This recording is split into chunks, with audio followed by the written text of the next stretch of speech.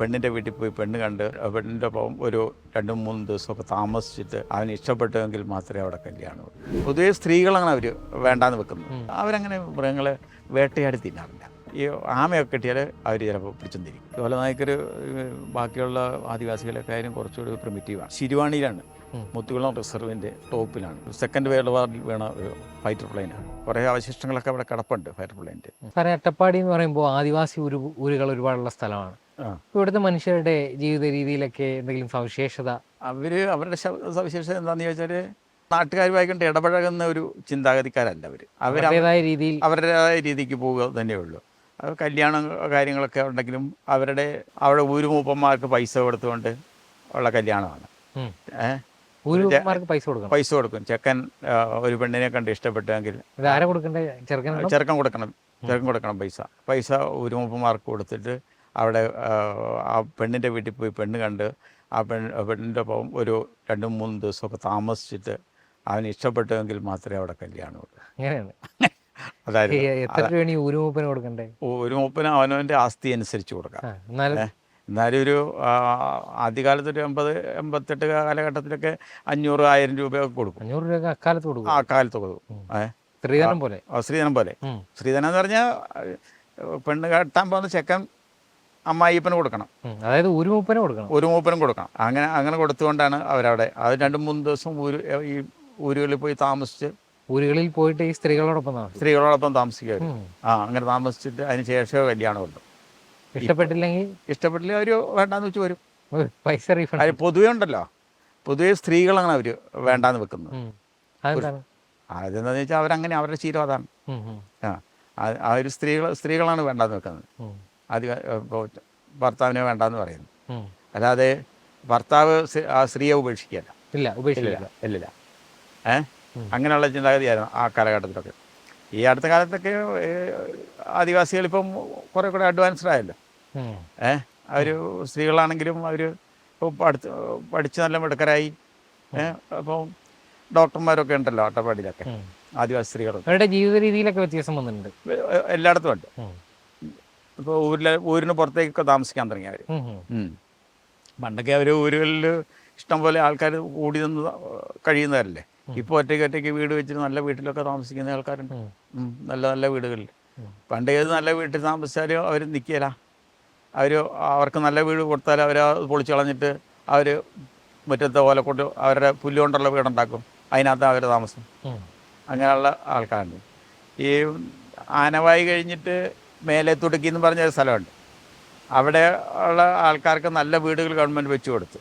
അവരാ വീടുകൾ വെച്ച് കൊടുത്തെങ്കിൽ അവിടെ നിന്ന് പിന്നെ മാറിയിട്ട് വേറെ ഷെഡുകൾ വെച്ചിട്ട് ആ ഷെഡിൽ താമസിക്കുന്ന ആൾക്കാരുണ്ട് ധാരാളം. അത് അവരുടെ ഒരു ശീലമാണത്. പിന്നെ അവർ പകലുള്ള സമയം മിക്കവാറും ആ കാലഘട്ടത്തിലൊക്കെ ഇവർ എന്തെങ്കിലും കാട്ടിൽ കൂടെ കിഴങ്ങ് മാന്തി തിന്നും കിഴങ്ങ് ചുട്ട് തിന്നും ഒക്കെ. അവരങ്ങനെ മൃഗങ്ങളെ വേട്ടയാടി തിന്നാറില്ല. ഈ ചെന്നായ്ക്കൾ പിടിക്കുന്ന മാനും അതുപോലെയൊക്കെ തിന്നുകയുള്ളൂ. ചെന്നായ്ക്കൾ പിടിക്കുന്ന മാനിൽ നിന്ന് അവർ പിടിച്ച് വഴി കിടക്കുന്നതൊക്കെ എടുക്കും. അത് മാത്രമേ ഉള്ളൂ. ഫ്രഷ് ആണെങ്കിൽ. മോശം വിടമൊന്നും അവർ കഴിക്കാറില്ല. വേട്ടയാടില്ല. അതെന്താണ് അങ്ങനെ ഒരു രീതി? അവർ കാടിനോട് ആ ഒരു പവിത്രത, മൃഗങ്ങളും അവരുടേതാണെന്നുള്ള അതൊരു സവിശേഷ ഗുണമായിട്ട് ഞാൻ കാണുന്നതാണ്. അവരങ്ങനെ വേട്ടയാടി പിടിക്കുന്നതാണ്. പിന്നെ പോകുന്ന വഴിക്കും അല്ലെ ഈ ആമയൊക്കെ ഉണ്ടല്ലോ, ഈ ആമയൊക്കെ കിട്ടിയാൽ അവർ ചിലപ്പോൾ പിടിച്ചെന്നിരിക്കും. ആമയൊക്കെ പിടിച്ച് തൂക്കിക്കൊണ്ട് പോകുന്നത്. ഞാൻ വയനാട് വർക്ക് ചെയ്തിരുന്നപ്പോൾ എനിക്ക് ഒരു വാച്ചറുണ്ടായിരുന്നു. അവനീ പറഞ്ഞ ആമയെ പിടിച്ചു വള്ളി കെട്ടി തൂക്കി കൊള്ളുന്നു. അപ്പോൾ ക്യാമറ ഉണ്ടായിരുന്നു. ഇവനിങ്ങനെ ക്യാമറ അടിച്ചു മാനന്തവാടി ഹെഡ് ഓഫീസിൽ നിന്ന്. അപ്പം ഇത് കണ്ടു ഇവനീ തൂക്കി പിടിക്കുന്നത്. അപ്പോൾ അവനോട് ചോദിച്ചു, മുരുക നീ ഇന്നടുത്ത് പോയായിരുന്നെന്ന് ചോദിച്ചു. അപ്പോൾ മുരുകൻ പറഞ്ഞു, പോയിരുന്നു. എന്താ വിശേഷം അവിടെ എന്ന് ചോദിച്ചു. ഒന്നുമില്ല സാറേ എന്ന് പറഞ്ഞു. വിശേഷമൊന്നുമില്ല. എൻ്റെ കൂട്ടത്തിൽ ആരാ ഉണ്ടായിരുന്നേ? എൻ്റെ കൂട്ടത്തിൽ ഇന്നയാളുണ്ടായിരുന്നു എന്ന് പറഞ്ഞു. നിൻ്റെ കയ്യിലെന്തായിരുന്നേ? ഒന്നുമില്ലാന്ന് പറഞ്ഞു. അപ്പോൾ അവന് സംഗതി മനസ്സിലായി. അപ്പോൾ ഇവനെ വിളിച്ചിട്ട് ഇനി ചോദിച്ചു, ഇത് നീയല്ലേ? അതെന്ന് പറഞ്ഞു. ഈ നടന്നു പോകുന്നത് നീ തന്നെയല്ലേ? അപ്പോൾ ഇത് കാണിച്ചു കൊടുത്തു. ഈ ആമയെ പിടിച്ചു. ഒരു 10 കിലോ ഉള്ള വലിയൊരു കരയാമ. 10 കിലോ ഉള്ള ആമയൊക്കെ ഉണ്ട്? ഉണ്ടല്ലേ. വള്ളി കെട്ടിയിട്ട് എന്താ കഴുത്തിന് വള്ളി കെട്ടിയിട്ട് ഇവൻ തൂക്കി പിടിച്ചിരിക്കുക. ഭയങ്കരനാണ്. ഇത് നീ അല്ലേ എന്ന് ചോദിച്ചു. അപ്പോൾ അവൻ പറഞ്ഞു അതേന്ന് പറഞ്ഞു. അപ്പോൾ ഇത് കുറ്റമാണെന്ന് എനിക്കറിയില്ലായിരുന്നു ചോദിച്ചാൽ അത് സാറേ ഇങ്ങനെ വന്ന് കണ്ടു, വഴി കിടക്കുന്ന കണ്ടു, ഞാൻ പിടിച്ചു. തന്നെ അത് കുറ്റവരാണെന്ന് അവൻ അറിയാന്നല്ല, കണ്ടാ പിടിക്കും. അത് തന്നെ. വേറെ കഴിക്കുന്നതൊക്കെ ഈ കിഴങ്ങ് അവരങ്ങനെ വേട്ടയാടി തിന്നുന്നത് വളരെ ചുരുക്കമേ ഉള്ളൂ. വേട്ടയാടി തിന്നാറില്ല. ഈ പറഞ്ഞ പോലെ എന്തെങ്കിലും ആക്സിഡൻ്റലായിട്ട് എവിടെയെങ്കിലും കിടക്കുന്നയാളുടെ മാനോ ചെറുമൃഗങ്ങൾ, പന്നി അങ്ങനെയുള്ളതൊക്കെ പന്നിനെയൊക്കെ ഉണ്ടെങ്കിൽ അങ്ങനെ വേട്ടയാടി പിടിക്കാറില്ല. കൃഷി ചെയ്യുമായിരുന്നു. കൃഷി ചെയ്യുന്ന കാര്യത്തിലൊക്കെ മിടുക്കരാ. ഇവർക്ക് എന്തെങ്കിലും പ്രത്യേക ആചാരങ്ങൾ ഈ കാടുകളിൽ ആചാരങ്ങൾ അവരുടെ മതപരമായ ഇതുണ്ട്. അവർ ഇരുളർക്ക് അവരുടേതായ രീതിയുണ്ട്, മുടുകരുമുണ്ട് അവർക്ക്. ഇവർ തങ്ങളിൽ അങ്ങനെ കല്യാണമൊന്നും കഴിക്കാറില്ല. സമുദായങ്ങളിൽ അങ്ങനെ അങ്ങനെ കല്യാണമൊന്നും കഴിക്കാറില്ല. അവർ അവരവരുടെ ജാതിയിൽ തന്നെ കല്യാണം കഴിക്കാറുള്ളൂ. ഇരുളൻ പോയി മുടുകരെ കല്യാണം കഴിക്കുന്നത് അങ്ങനെ ശീലം അന്നൊന്നും ഇല്ലായിരുന്നു. ഇന്നിപ്പോൾ ഉണ്ടോയെന്ന് അറിയില്ല. ഇന്നിപ്പോൾ എല്ലാവരും പഠിച്ചല്ലോ, വിദ്യാഭ്യാസം കിട്ടിയ കാരണം ഇന്നത്തെ രീതി എന്താണെന്ന് അറിയില്ല. സാർ, ഇങ്ങനെ കാടുകളിൽ ജീവിക്കുന്ന വ്യത്യസ്തങ്ങളായ ആദിവാസി വിഭാഗങ്ങളുണ്ട്. അപ്പോൾ സാർ പറഞ്ഞ പോലെ നിലമ്പൂർ കാടുകളിലുള്ള ചോലനായ്ക്കർ മുതൽ അട്ടപ്പാടി ഊരുകളിലുള്ള ആദിവാസികൾ വരെ. അപ്പോൾ ഇവർക്ക് ഈ പുറം ലോകത്തേക്കുള്ള, സാർ അവിടെ പോയിട്ടുള്ള ഒരാളാണ്, അപ്പോൾ അങ്ങനെ പോയിട്ടുള്ള ഒരാളെന്ന നിലയിൽ അവിടെ കണ്ടറിഞ്ഞ കാര്യങ്ങളൊക്കെ എന്താണ്? ചോലനായ്ക്കർ ആ വിഭാഗത്തോട്ട് നമ്മളോട് അത്ര കോണ്ടാക്റ്റ് വരില്ല. അവർക്ക് അത്ര ക്ലോസ് ആയിട്ട് നമ്മളോട് വർത്തമാനം പറയാനോ നമ്മളോട് സംസാരിക്കാനോ അല്ലെങ്കിൽ എന്തെങ്കിലും ആവശ്യങ്ങളുണ്ടെങ്കിൽ അവരെ നിർബന്ധിച്ച് നമ്മൾ കൊണ്ടുവന്ന് പുറത്ത് കൊണ്ടുവന്ന് ചികിത്സാവശ്യത്തിനാണെങ്കിൽ നമ്മൾ നിർബന്ധിച്ചാലേ അവർ പുറത്തേക്ക് വരുള്ളൂ. അവർക്കുള്ള ആഹാരങ്ങളൊക്കെ അവർ മിക്കവാറും കാട്ടിൽ നിന്ന് തേടി തിന്നുന്ന സ്വഭാവമായിരുന്നു പണ്ടുള്ള കാലങ്ങളിലൊക്കെ. ഇപ്പോഴതിന് റേഷൻ വാങ്ങാനും അതിനൊക്കെ പുറത്ത് വരുന്നത്. മറ്റുള്ള സമുദായത്തിലുള്ള ആൾക്കാർ കുറച്ചുകൂടെ അഡ്വാൻസ്ഡാണ്. സമൂഹമായിട്ട് ഇടപഴകി. ഈ ഇന്നത്തെ കാലത്ത് എല്ലാവരും ഇടപഴകും. പക്ഷേ ഞങ്ങളൊക്കെ സർവീസിൽ കയറുന്ന ആദ്യ കാലങ്ങളിലൊന്നും അവർ നമ്മളോട് അത്ര അടുപ്പമില്ലായിരുന്നു. ചോലനായ്ക്കന്മാരൊട്ടുമില്ല.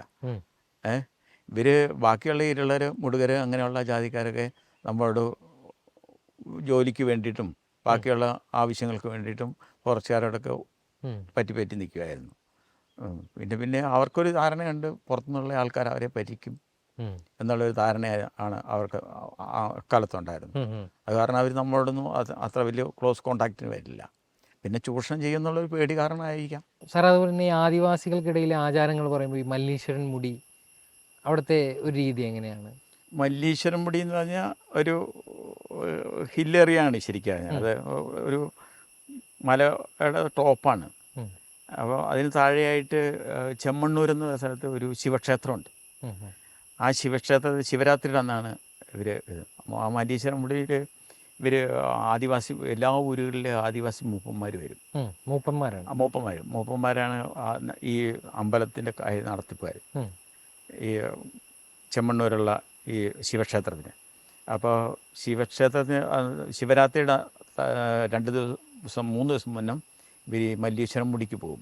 മല്ലീശ്വരം മുടി എന്ന് പറയുന്നത് ഈ ചെമ്മണ്ണൂർ അമ്പലത്തിന് നേരെ ഓപ്പോസിറ്റ് കാണുന്ന ആ മലയുടെ ടോപ്പാണ്. അപ്പോൾ അവർ ആഘോഷമായിട്ട് ചെണ്ടയൊക്കെ കെട്ടി അവരുടെ ആ പരമ്പരാഗതമായിട്ടുള്ള വാദ്യോപകരണങ്ങളൊക്കെ ഊതി ഒരു പറ്റ ആൾക്കാർ അവിടെ പോയി അവിടുന്ന് വെള്ളമുണ്ട്. ആ വെള്ളം മുളംകുറ്റികളിൽ എടുത്തു കൊണ്ടുവന്ന് ഇവിടെ പൂജിക്കും. അതാണ് അവരുടെ ശിവരാത്രിക്കുള്ള മല്ലീശ്വരം മുടിയിൽ. അവിടെ വിളക്ക് തെളിയിച്ചതിന് ശേഷമേ ഇവിടെ അമ്പലത്തിൽ അവർ പൂജയും കാര്യങ്ങളും ഒക്കെ ഉള്ളൂ. അവരുടെ ആചാരമാണ്. അവരാണ് ഇന്നും നടത്തിക്കൊണ്ടിരിക്കുന്നത്. അപ്പോൾ പുറത്തുനിന്ന് ആരുമല്ല, ആദിവാസികളുടെ അമ്പലമാണ്. പാലക്കാട് വനത്തിൽ ഒരു യുദ്ധവിമാനം തകർന്നു വീണിട്ടുണ്ട്. അതിൻ്റെ അവശിഷ്ടങ്ങളുണ്ടെന്ന് പറയുന്നുണ്ട്. അത് ശിരുവാണിയിലാണ്, മുത്തുകുളം റിസർവിൻ്റെ ടോപ്പിലാണ്. ടോപ്പിൽ അത് സെക്കൻഡ് വേൾഡ് വാറിൽ വീണ ഒരു ഫൈറ്റർ പ്ലെയിനാണ്. അതിൻ്റെ അവശിഷ്ടങ്ങൾ കിടക്കുന്നൊന്നും മാത്രമേ ഉള്ളൂ. അതൊക്കെ ഉള്ളിലാണ്, ഉൾക്കാടുകളിലാണ്. അങ്ങോട്ടൊന്നും ഇപ്പോൾ ആരെയും പ്രവേശിപ്പിക്കുന്നതിൻ്റെ പോകുന്നത് എളുപ്പമല്ല. അത്ര ടോപ്പ് ഏറിയാനാണ്. അതെങ്ങനെയാണ് കണ്ടെത്തുന്നത്? അത് കണ്ടെത്തിയത് ആദിവാസികളാണ് ആദ്യമേ കണ്ടെത്തിയത്. അവർ പറഞ്ഞതനുസരിച്ച് ഞങ്ങളവിടെ പോയിട്ടുണ്ട്. അതിനകത്ത് അന്ന് ഫയർ പ്ലെയിൻ പോയി 2 ആൾ മരിച്ചിരുന്നു എന്നുള്ള വിവരമേ ഞങ്ങൾക്കുള്ളൂ. അല്ലാതെ പിന്നെ കുറേ അവശിഷ്ടങ്ങളൊക്കെ അവിടെ കിടപ്പുണ്ട്. ഫയർ പ്ലെയിൻ്റെ എടുത്താൽ നീങ്ങാത്ത സാധനങ്ങളൊക്കെയാണ് അവിടെ കിടക്കുന്നത്. ഉള്ളിലാണ്. അത് നടന്നു പോവുകയാണെങ്കിൽ തന്നെ ഒരു 6-7 മണിക്കൂർ നടക്കണം അവിടെ എത്തണമെങ്കിൽ. റിസർവ് ഫോറസ്റ്റ് ആണത്. ടോപ്പാണ്, മലയുടെ അങ്ങ് ടോപ്പാണ്.